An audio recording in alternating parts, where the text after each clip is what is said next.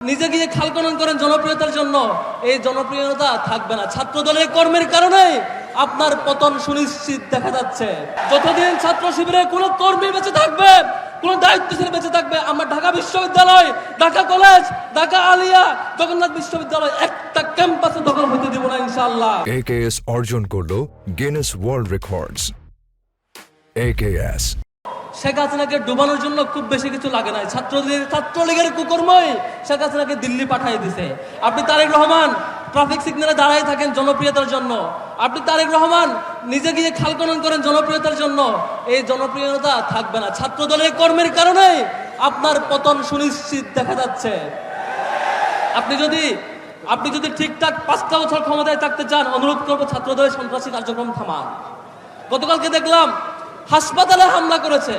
হাসপাতালে একজন রোগী বলছে, ভাই আমি রোগী, রেগুলার রোগী, এখানে চিকিৎসা নিতে এসেছি। তার উপর চাপাতি দিয়ে কুপিয়েছে। ঢাকা আলিয়ার অধ্যক্ষের উপর চাপাতি দিয়ে মাথা দ্বিখণ্ডিত করেছে। এই কায়দা আমরা দেখেছিলাম ইসরায়েলে। একমাত্র ইসরায়েল দ্বিতীয় ছাত্রলীগ, তৃতীয় ছাত্র দল হাসপাতালে রোগীদের উপর হামলা করার ইতিহাস রচনা করেছে। সেকেন্ড, আমরা শিক্ষকদের উপর হামলা করার ইতিহাস দেখেছি এর আগে ছাত্রলীগের, এবার দেখেছি ছাত্র দল। এর পরিণতি খুব খারাপ হবে। একটা ঘোষণা আজকে এখানে দাঁড়িয়ে দিতে চাই, বাংলাদেশের কোনো ক্যাম্পাস দখল করতে হইলে ছাত্র শিবিরের রক্তের উপর দিয়ে যাওয়া লাগবে।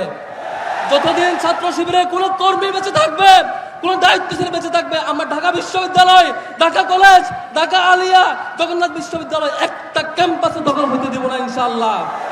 চাঁদাবাজদের হাত থেকে এই ক্যাম্পাসকে মুক্ত করে শিক্ষার্থীদের জন্য নিরাপদ আবাসস্থল উপহার দেওয়াটাই আমাদের এ রক্তের কমিটমেন্ট।